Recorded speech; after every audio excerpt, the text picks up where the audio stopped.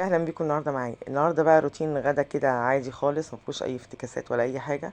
شويه سمك، شويه بتنجان كده مخلل، شويه فلفل مقلي، شويه بتنجان مقلي، وشويه سلطه.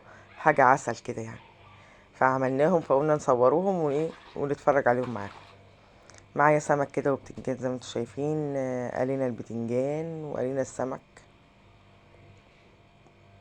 ده بدنجان. عايزه تعمليه بصلصه ماشي. حمري حته تومه كده وتشي عليها طماطم هيبقى بصلصه. قلينا البتنجان وطلعناه على ورق اهوت زي ما انتم شايفين.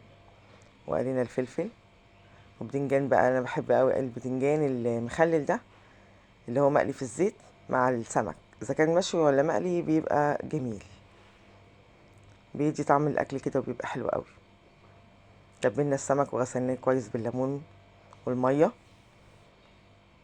وحطينا فيه دقه عباره عن توم وفلفل وملح وشويه كمون صغيرين. زقينا السمك بتاعنا بعد ما طلع من الشوي اهو، غرقناه في الدقيق بعد ما حشيناه ونزلناه قليناه. عملنا دلوقتي مادة كده هي خل وليمون وتوم، وزقينا بيها السمكة من بره ومن جوه. دي بتخليها كده طرية، وبتخلي طعم الليمون والثوم والخل كده في السمكة عسل عسل عسل عسل. وممكن كمان تدي البتنجان اللي عندك ده حبة منه برضو. خل وتوم بقى ايه مقولكيش قد ايه جميل.